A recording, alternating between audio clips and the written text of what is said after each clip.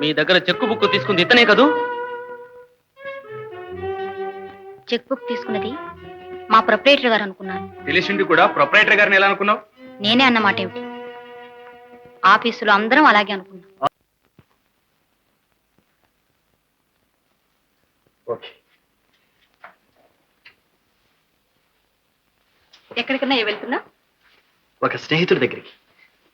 అజయ్ బాబు గారిని పెద్ద జమీందారు. మన పరిస్థితులన్నీ విని మనకు సహాయం చేస్తున్నారు.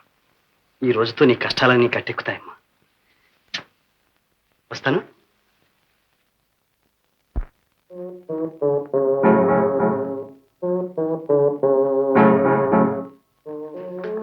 దశావతారు చెప్తాం.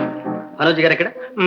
బానోజీ గారండి ఈవేళ రాలేదండి. మరి క్యాష్ బ్యాలెన్స్ ఎంత? చెప్తాం. క్యాష్ బ్యాలెన్స్ అండి 6 కాదండి, కాదు చూసి చెప్తానండి. అక్కర్లేదు. చెప్తాం. మిస్ పద్మ, నా చెక్ బుక్ ఇలా ఇవ్వండి.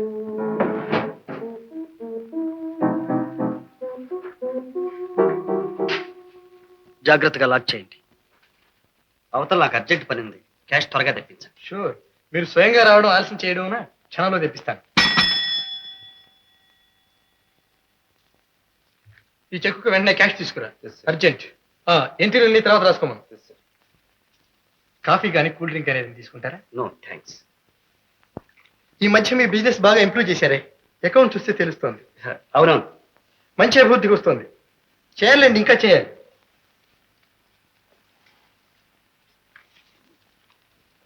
థ్యాంక్స్. సెలవు. అమ్మాయి, ఆలస్యం అయితే మళ్ళీ వర్జం వస్తుందమ్మా. రే పిల్లరా, పద్మ త్వరగా తీసుకురా.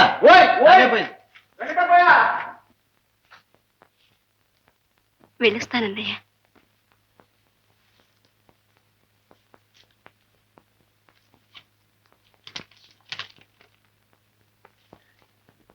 క్షేమంగా వెళ్ళిరామ్మా.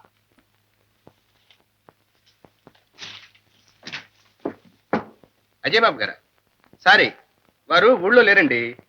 ఎక్కడికో పిక్నిక్ అని వెళ్ళారు. బహుశా రేపో ఎల్లుండో కానీ రారనుకుంటాను. అదేమిటండి, అజయ్ బాబు గారు మధ్యాహ్నం బ్యాంక్ వచ్చారు. 10,000 కి సెల్ఫ్ చెక్ డ్రా చేశారు. నో నో నో, అసంభవం అండి. ఎక్కడో ఉన్నవారు ఎలా వస్తారు? Is it? ఆయనలాగే ఉన్నాయండి.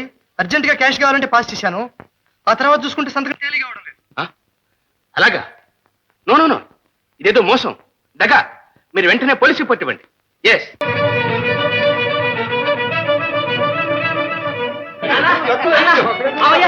మావయ్య, విజయ్ బాబుని అరెస్ట్ చేశారట.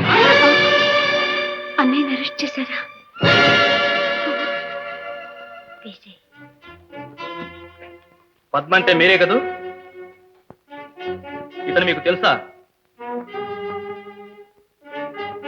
చెప్పండి, ఏమిటి ఆలోచిస్తున్నారు? తెలుసు. ఎలా తెలుసు? మా అన్నయ్యతో పాటు కృష్ణా గ్యారేజ్ వర్క్స్ లో పనిచేస్తూ ఉంటారు. అయితే తెలిసే చేశామన్నమాట. ఇతను నిన్న ఇక్కడికి వచ్చాడా? రాలేదు. మీ దగ్గర చెక్కు బుక్ తీసుకుంది ఇతనే కదూ? చెక్ బుక్ తీసుకున్నది మా ప్రొప్రైటర్ గారు అనుకున్నాను. తెలిసింది కూడా ప్రొపరేటర్ గారిని ఎలా అనుకున్నావు? నేనే అన్నమాట ఏమిటి? ఆఫీసులో అందరం అలాగే అనుకున్నాం. All right. అవసరమైనప్పుడు వివరాలు చెప్పడానికి మీరు పోలీస్ స్టేషన్ రావాల్సి ఉంటుంది. కమాన్. ఇన్స్పెక్టర్ గారు, జాగ్రత్త. గుండెలు తీసిన బంటులా ఉన్నాడు.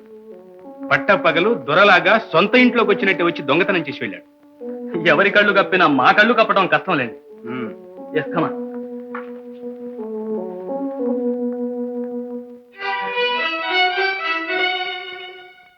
ఆడవాళ్లు ఆఫీస్ ఉద్యోగాలకు పనికిరారండి అని ఆనాడే చెప్పాను. చెప్పారు, మరి వింటేనా? నమ్మి తాళం చెవులు చేతికిచ్చినందుకు తగిన శాస్త్రే చేశావు. ఏం చేశానండి? నేనేం తప్పు చేయలేదే. ఇంకేం చేయాలి? ఆ మాత్రం ఎవరెవరో పోల్చుకోనక్కర్లేదు. తప్పు చేసింది చాలకి ఇంకా కప్పిపుచ్చుకోవాలని చూస్తున్నావా? పైగా మాటకు మాటకు సమాధానం చెప్తావా? తొందరపడుతున్నారు భానోజీ గారు. తొందరపడక ఇంత జరిగినా నీలాగా నిమ్మకు నీరెత్తినట్టు నిలబడమంటావా? యజమాని ఉప్పు తింటూ వారికే ద్రోహం తలపెడతావా? ఉప్పు తింటూ ద్రోహం చేయడం నా చేత కాదు. నీతికి నిజాయితీకి విలువ తెలియని వారి దగ్గర ఉద్యోగం చేయడం నా వల్ల కాదు. నమస్తే.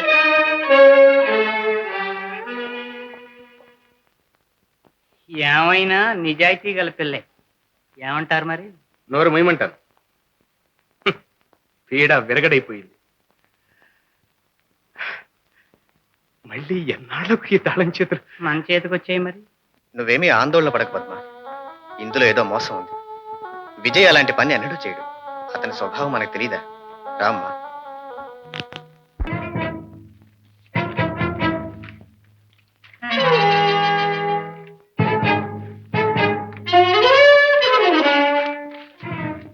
అయ్యా ఏమిటి ఇదేదో ప్రత్యేకంగా సీల్డ్ వేసి బందోబస్తుగా ఉందండి మరి.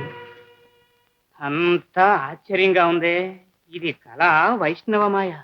కళ కాదు, మాయా కాదు, కళ్ళకు కనపడుతున్న సత్యం. ఇప్పుడు జైల్లో ఉన్నది అసలు అజయ్ బాబు. ఇంతకాలం నువ్వు వంగి వంగి సలాములు చేస్తున్నది ఈ మోసగాడికి. అయితే ఇంకా ఆలస్యం ఎందుకండి, పదండి పోలీస్ స్టేషన్ కి. వేణి జైల్లో దోయించి మన బాబుని విడిపించుకొద్దాం. ఎందుకు విడిపించడం?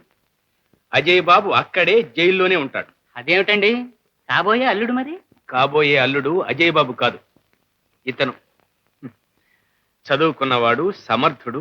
అయితే మాత్రం చూస్తూ చూస్తూ అమ్మాయి గారిని దమ్మిడి ఆస్తి లేని ఈ బికారి చేతుల్లో పెడతారా? విజయ్ బికారి ఎలా అవుతాడు? అమ్మాయి సరళ మనసారా ప్రేమించిన జమీందారు. అన్నయ్య, మీనా, అన్నయ్య, నువ్వు ఇక్కడికి ఎందుకు వచ్చావమ్మా? ఏమిటిది? ఏం జరిగిందన్నయ్య? నేనేమీ తప్పు పని చేయలేదమ్మా. నా మాట నమ్ము. కొన్ని పరిస్థితుల వల్ల ఇలాంటి చిక్కులు వచ్చాయి. ఇంకా ఎందుకు దాస్తావన్నయ్య? ఏమిటి ఆ పరిస్థితులు? నాకు తెలుసు. చెల్లెల కాపురం నిలబెట్టాలని ఎన్నడూ ఎరుగని ఈ దారుణాన్ని కొడిగట్టావు. అన్యాయంగా నా మూలాన జైలు పాలయ్యా. అధైర్యపడకు మీనా, త్వరలో వస్తాగా. ఎప్పుడు వస్తావన్నయ్య? శిక్ష అనుభవించటం పూర్తయ్యాక, నీ పరువు ప్రతిష్ట నట్టేట కలిశాక. వద్దన్నయ్య, డబ్బు కోసమేగా ఇంత పని చేశావు. ఆ పాపిష్టి డబ్బు తెచ్చాను, వాళ్ళ మొహాన పారేసి వచ్చేసాయి అన్నయ్య. ఆ డబ్బు తీసుకొచ్చేసావా? ఎంత పొరపాటు చేశావు మీనా. నీ మామ నిన్ను మళ్ళీ ఆ గడప తొక్కనిస్తాడా? మీనా, ఇంతకాలం కన్నీటితోనే కాపురం చేశావు. ఈనాటికి మన కష్టాలన్నీ గట్టెక్కి అత్తవారింటికి సలక్షణంగా వెళ్ళగలిగావు. ఇప్పుడు నీ జీవితాన్ని నువ్వే చేతులారా నాశనం చేసుకుంటావా? వద్దమ్మా వద్దు. నా మాట మీరు ఆ డబ్బు తీసుకెళ్లి వాళ్ళకి ఇచ్చేసి. ఏమిటంటున్నావన్నయ్య? నిన్ను జైలుకు పంపించి శాశ్వతంగా నువ్వు దొంగవనే ముద్ర వేసిన ఈ డబ్బుతో నా కాపురం నిలబెట్టుకోమంటున్నావా? అన్నయ్య నా గాథల్లోకి తోసేసి చెల్లెల సంసారం చక్కబెట్టుకుంటుందనుకున్నావా? మీనా, రెండమ్మా, టైం అయింది. అన్నయ్య, ఆవేశపడకు మీనా, నాకేం భయం లేదు. లేదన్నయ్య, నా అన్నయ్యను దక్కించుకునే వరకు మరో విషయమే ఆలోచించను. రెండమ్మా. వెళ్ళిరామ్మా, వెళ్ళి.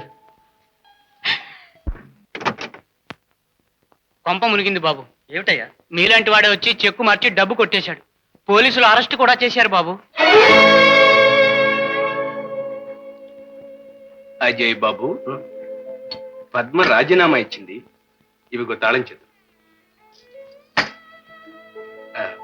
ఆఫీసులో అర్జెంటు కాగితాలున్నాయి, సంతకాలకు పంపించమంటారా?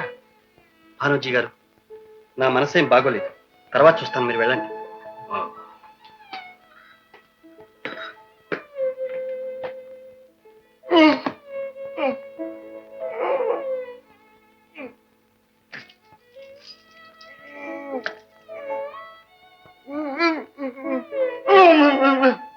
త్వరా తమరంటూ ఊరుకోయినప్పుడు బానోజు ద్వారా శాసవతారం అల్మీరా తెరిచి యాదో కాగితాలు ఎత్తకపోయినట్ట.